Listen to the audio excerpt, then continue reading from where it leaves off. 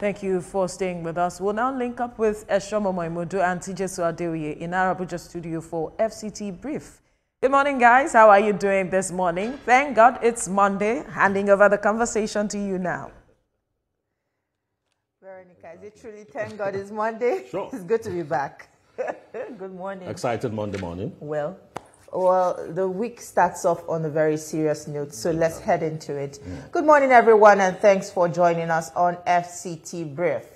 We're reaching you live from our Abuja studio. We begin this week with the growing concern over rising insecurity in Nigeria. There has been a worrying resurgence of banditry and terrorism across several communities in the north. The renewed wave of violence has left residents terrified, displaced hundreds, and raised fresh questions about the effectiveness of the current security interventions. In Zamfara, Katsina, and Benue states, the familiar sound of gunfire has returned to once quiet villages. Communities already battered by years of insecurity are once again under siege, and this time by a renewed wave of armed bandit attacks. The latest attacks have claimed lives, destroyed homes, and forced entire families into temporary camps. Concerned Nigerians are calling for urgent intervention. But what manner of intervention is required? While security agencies say operations are ongoing to flush out criminal elements, some analysts argue that a more strategic intelligence-driven approach is needed alongside better coordination with local vigilantes and community networks. With the lives and livelihoods of citizens at stake, many are asking how long before lasting solutions are put in place. However, the government has reiterated its commitment to tackling insecurity.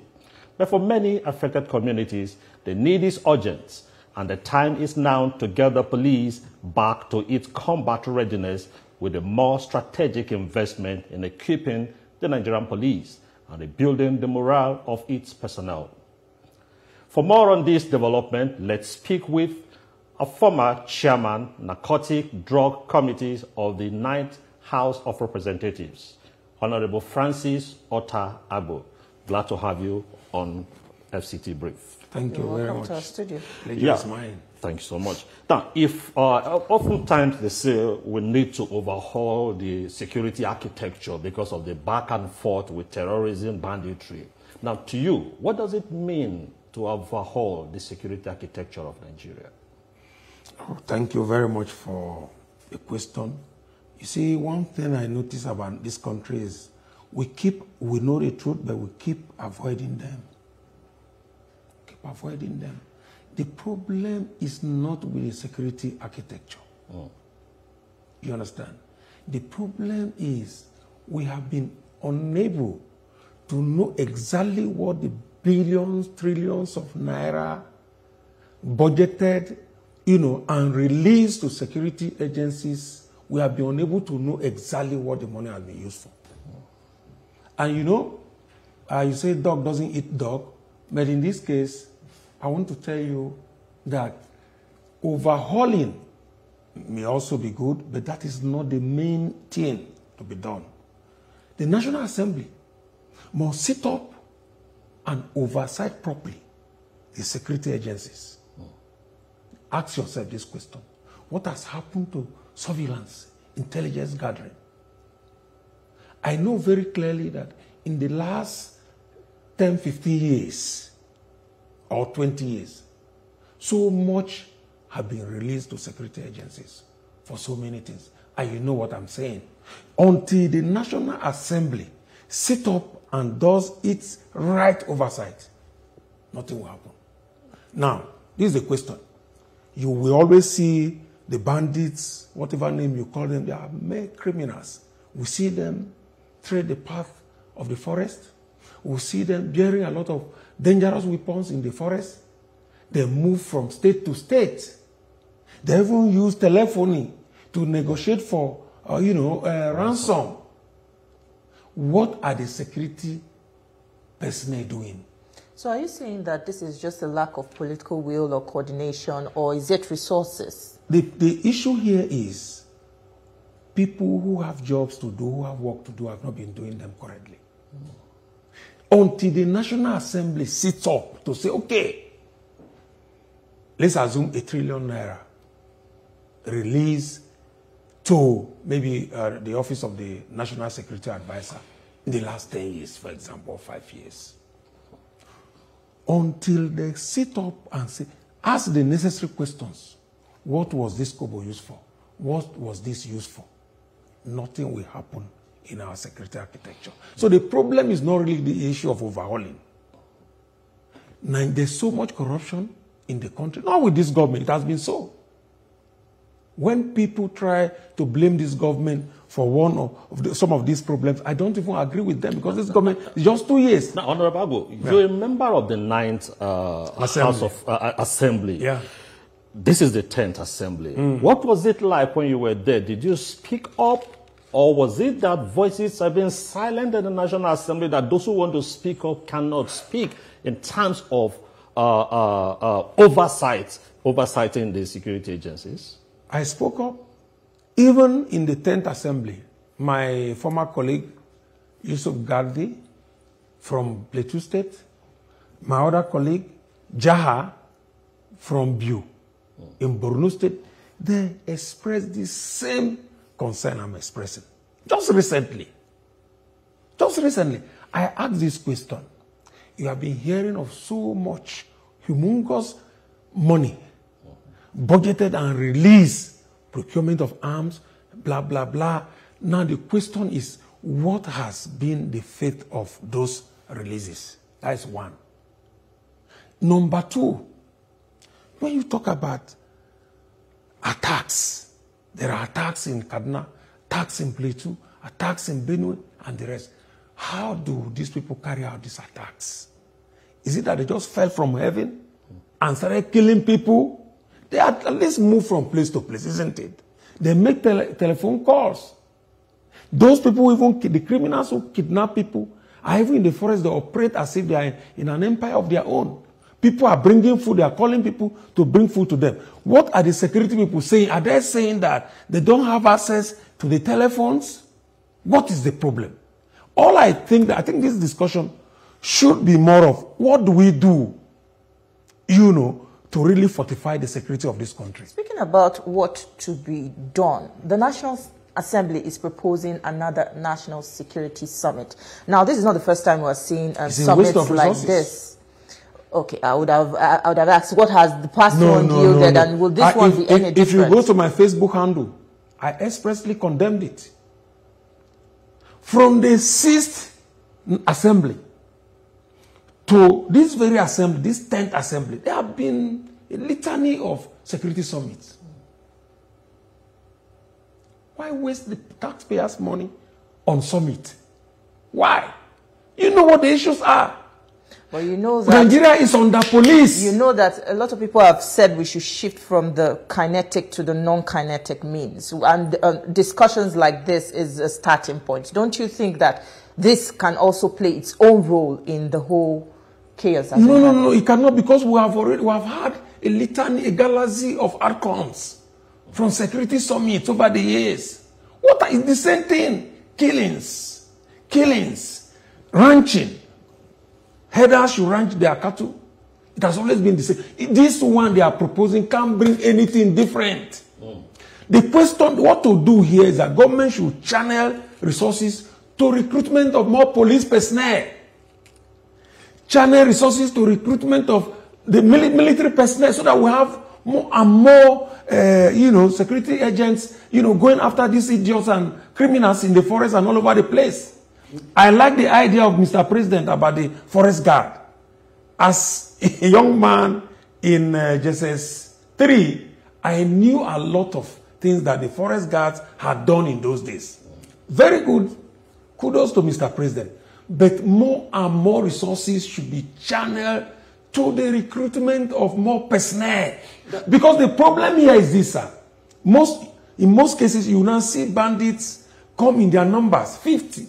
60, 100, and then the soldiers or the police that are supposed to tackle them, maybe they're just about 20.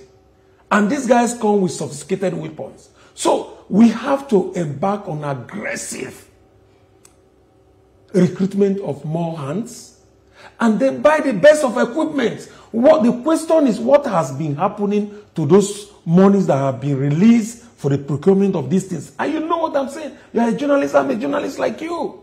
You know the kind of humongous corruption that is taking place in the security agencies. You know it. Let's go back to the police you talked about. From the 80s, there has been this reduction in equipping the Nigerian police. That if you talk about combat ready, the police, I don't think the way they are today, they are combat ready. When the military take over a particular area and they advance, some personnel are supposed to help retain and cover up those areas. Now, what kind of equipment or what kind of investment do you think, when put into the Nigerian police, will make the difference? They know exactly, and you know, sophisticated weapons, modern weapons. Because the way it is today, the criminals are attacking our people, they are progressing geometrically. Why the police and the security personnel who are supposed to go after them are progressing arithmetically. How do I mean? The weapons these people use, they are so sophisticated because they have big-time sponsors. The weapons the soldiers and the police use, in most cases, they are not up to what these people use. Government has enough resources to buy enough equipment for our security personnel. And like I said, don't forget, there must be an astronomical increase in the number of security personnel in this country. That's the truth of the matter. Let's separate some things in here. Okay, right. We need to invest much more, and you said also we need to find out what exactly are they using the monies released so far. But when we're talking about the capacity of the Nigerian military and these criminals, we have more capacity than them. We have definitely. training. Okay, that's we have gotten more training. That's I said, let's separate that out. We have more training, we have more equipment. But you're talking about the kind of money released is not commensurate with what we are seeing on the field. So there should be a thorough investigation. That's what you're saying. Yes, that's what I'm saying. But you again know that a security man is nothing without sophisticated weapon. No matter the training you have undergone, the capacity that have built in you, you are nothing except you have a sophisticated weapon. That is the truth of the matter. And you know exactly the influx of these killers from neighboring countries. You know that. Now you have a policeman who is not well paid. You have a soldier who is not well paid. How do you think the person will give his best? And these people, they come up, they are well motivated, they make a lot of money. You have been seeing them. The point here, sir, is how do you operate in a country in this century? Then you have criminals having a free day in the forest, discussing, even brandishing their money, their weapons. What are the security people doing? That's why I want the discussion to be centered on that. And it is also part of the reason why I do not believe in this summit in the National Assembly, because it's a waste of taxpayers' money. We already have a lot of outcomes, recommendations, so many of them. What are you going for another summit for? And you know the former Senate Minority Leader, distinguished Senator Abaribe, you know he alluded to that.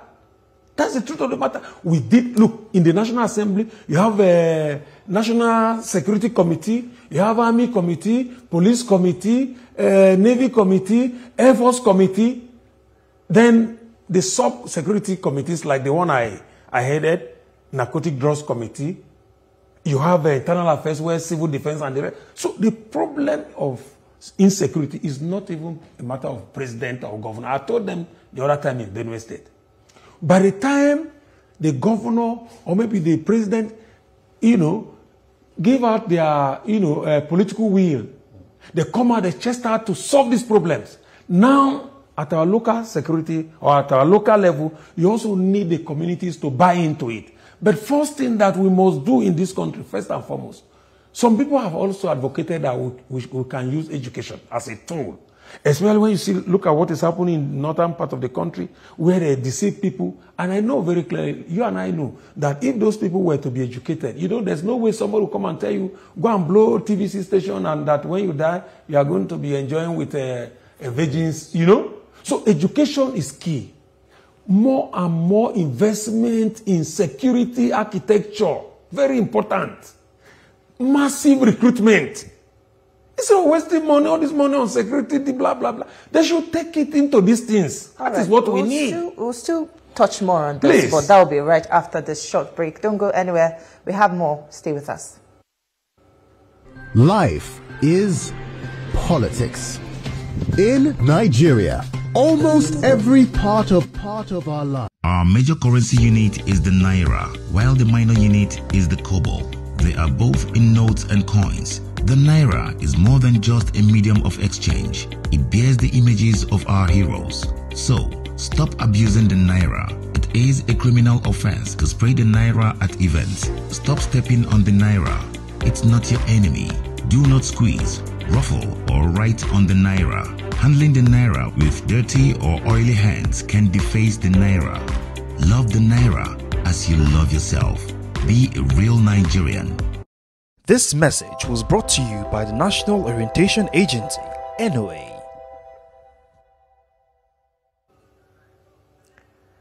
We're glad to have you back. This is still TVC Breakfast, and this is FCT Brief. We're still discussing insecurity, and we still have with us in the studio a former House of Representative member, Francis Otta Abu.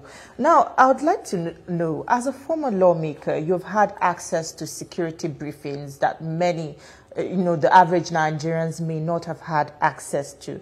Based on what you know, do you think that it is time to consider foreign help at this point? Thank you very much. I am a serious advocate for the deployment of mercenaries. I've always said so. If you see my Facebook handle, I canvassed that.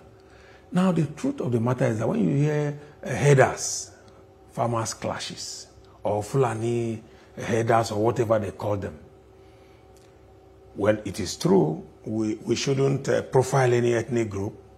But I tell you, the people who come to waste the lives of innocent Nigerians are mercenaries. Take, for example, I'm from Benue, like you know. The Fulanis we know are the ones who carry stick and then, move along with their cattle. And, Benue is a natural attraction because of the lush vegetation, because of the water. And, so anywhere you have these two, headers we like to, go to such places. But once it becomes the issue of attack, the people who come to attack Nigerians, kill Nigerians, are mercenaries. Nothing is bad about that. I was told that under Jonathan, they brought some mercenaries to fight in this country. I don't know whether it is true. But my colleague in Borno said so. Then I wasn't a member of the National Assembly. And it worked. He, too, is advising the current government to deploy, mercenaries, pay them off. Let them come and clear the doubts of these people. While that is taking place, the federal government should also, be recruiting more and more security personnel, more and more security personnel, as well as equipping them. So, I want to agree with you. I am a strong advocate of the use of mercenaries because iron sharpeneth iron. The people who come to kill our people are mercenaries. They are. As a member House of Reps, there was a time that I lost about 130 constituents around the Ndobasi, between Ijuba and Ekle Ward. Initially, it was from that incident that I actually believed that the people who come to kill our people are mercenaries. The clinicality with which they carried out that, carnage, and the way they disappeared from that place. These things are usually carried out by professionals, professional killers. So I actually agree and I support the use of mercenaries. But the challenge may be that, like you said, there's an alleged use of mercenaries during the time of former President Jonathan. But what happened after then? It's like back to square one. So if we do not have a thorough plan on ground, you may bring in mercenaries again, and we have what we call a temporary success, and we'll be worse off again. So let's focus now on our police, our military. Now, you talked of recruiting more police. Why is it difficult in our budgetary allocation and also in the screening of the budget for us to make specific layout plan for how to rebuild our police? Well, there's a presidential order. It was handed over by the immediate past administration. I think that every year there should be a recruitment of 10,000 police personnel. And I think they have done, I don't have the detail, but at least they have done twice. Either twice, they have recruited maybe additional 20,000 or so. So that's a good plan. The whole idea of mercenary is not a means, you know, I don't know how to put it. It's not a means to an end, so to speak. It's not an end in itself. Yeah. It's a means to an end. Why that is taking place, the government will embark on the recruitment of more hands, proper funding, and proper equipping of the security architecture of this country. These things, they look ordinary, but they are the heart of the problems that we have. And then motivate them. Motivate the police, pay them well. That's what is obtainable elsewhere. In the advanced world, to be a policeman comes with a lot of honor because they are well taken care of. So when you do that, they will be able to fight. Now, you go to most of the local government, they don't even have enough personnel to, you know, to police the township.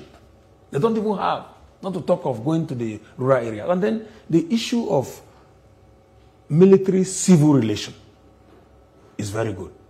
And then sometime again, somebody will tell you that, look, we don't trust the soldiers, we don't trust the police. We may give them information, they may give us out. But the truth of the matter is that no policeman, no security agent can do anything without actionable intelligence. So you now have use education, especially for the far northern part of the country, to educate the people so that those who have been too radicalized will be de-radicalized. All right. And then you now have step up civil-military relations, ensure that more personnel are recruited, they are well equipped, and then ensure also that at the various rural areas, the state governors should ensure that there are active vigilantes. And then they should, in every senatorial zone, establish what they call security, surveillance, and command center. So that from there you deploy drones. People will be able to stay in that facility to monitor movements. So that you don't just wait this kind of fire on the mountain, run. Oh, they have attacked. Call police. Before you go there, they have already gone. So once these things are done, you will see that there will be a remarkable improvement. That surveillance, security, and command center, very, very important at the level of the state government. Then they will deploy drones and then kit the vigilantes as well.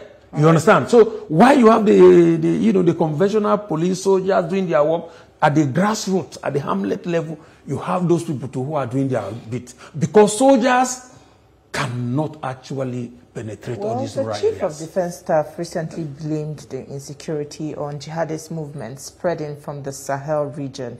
If that's the case, what practical steps can Nigeria take to shield itself from this wave? What the Chief of Defense Staff is saying, as far as I'm concerned, he doesn't cut it.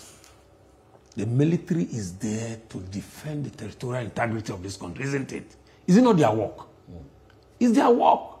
We have had so much of explanations that it was because of the killing of Muammar Gaddafi, because of blah. The truth of the matter is that is why the soldiers, the military exist. It's not about giving excuses and reasons. And he knows that if the military is willing today to do the correct thing, we are not going to be crying the way we are crying. Remember, the late dictator, former head of state, may so rest in peace, General Abacha, Sani Abacha. He said any insurgency that lasts for more than 2-3 days, you should know that some top government people are involved. I don't know. So it's not just about the military. It's not just about the military because of the information we have got in this country. There's no way. I've told you before that. Now, ask yourself this question. Now I am kidnapped. Somebody kidnaps me, takes me to the forest. Is making call with my parents, with my family, with my friends that I should bring 1 naira, bring 2 naira. That telephony, is it not either MTN, Airtel, Globacom? Why are they not able to track them? There are a lot of things that are happening. People just want to talk about Mr. President. Oh, President, Governor. No. This matter, we have to be ready. We have to be ready to confront this matter. If not, we'll be joking. No, Honorable. We'll be joking. If a former lawmaker is saying this, what will the ordinary man on the street say? Now, what I'm asking is, when we had this same linkage by NCC, why is it difficult for the National Assembly in oversight to call them to question? Why have you not effected the reason why you set out these same linkages, these main operations? So let's put the blame at our lawmakers who ought to oversight. What have you people done over time? That is what I am saying. You have come to what I said. I told you that the National Assembly has a serious responsibility in this matter. You are even talking about that. You have been hearing that top military brass, this one was caught with so money, there's also billions of naira in his account, that one bought this property. Where did they get the money to buy those properties from? Is it from their salary? So until the National Assembly does the correct oversight, they must do the right oversight. They must do. That's the point I'm making. Whether it is as regards the NCC, or as regards the procurement of firearms, or in the area of intelligence gathering. What has happened to intelligence gathering in this country? Why is it that they will be killing our people and our security, apparatchik don't even know exactly what is taking place until people have been killed? So is this a situation of corruption? Because you have admitted to the fact that a lot of monies is being released to, these security agencies. Yet this situation persists. The National Assembly is not also doing as is expected. No, so is this a situation of deep-rooted corruption? Well, I don't know, but I know that the National Assembly has not done what it should do to really hold these security apparatchik to account. If not, ask yourself this question. I keep asking this question until it has become maybe monotonous. Why has this country, in spite of the humongous investment, even though we are still asking for more investment, in spite of what has been so far released to them, not just in this government, it's not Tinubu's matter. Because this is something, this insurgency started from Yar'Adua's time. What has been happening? Trillions of naira appropriated by the National Assembly, approved and released to them. Until the National Assembly sits up. Let's get this conversation very correct. Until the National Assembly sits up to carry out its critical responsibility. The National Assembly exists for three major responsibilities. To appropriate, that is making law, because the appropriation bill is also part of lawmaking. To oversight, and to render effective representation by speaking for your people. That oversight responsibility for this insecurity problem to be solved, the National Assembly must properly carry out its oversight function. That's one.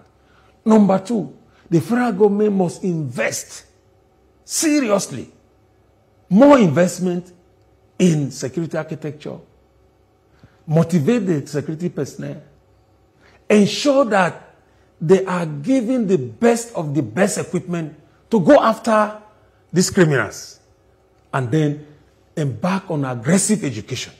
It's very important. Aggressive education. Then the military, the police, and other security agencies must purge themselves. There are a lot of many bad eggs amongst them, and they know it. Because most cases, civilians are scared of giving information to the security personnel. You understand? And that's why even yesterday, there were, the security, some of the security personnel in Plateau State, they were talking about civil-military relationship, that civilians should be willing to come and give information. But which civilian will give information when he or she knows that the information will be, leaked to somebody? And then you won't sleep well. So the problem is multifaceted. We must be ready, to sleep well with two eyes closed in this country. Everybody has a responsibility. The lawmakers have a responsibility. Mr. President has a responsibility where if there are cases of infractions reported, you must sit up, take action immediately. We also need to have our traditional rulers in the various communities, like this Fulani herders and farmers clash. In some communities, they are caused by these traditional rulers. They are being compromised. They admit people to come and live in their environment without, having a consensus among the communities. And then before you know it, one or two problems will take place. Maybe they rust to their cattle, and then, they come around and wipe out a whole generation. So ranching must be done.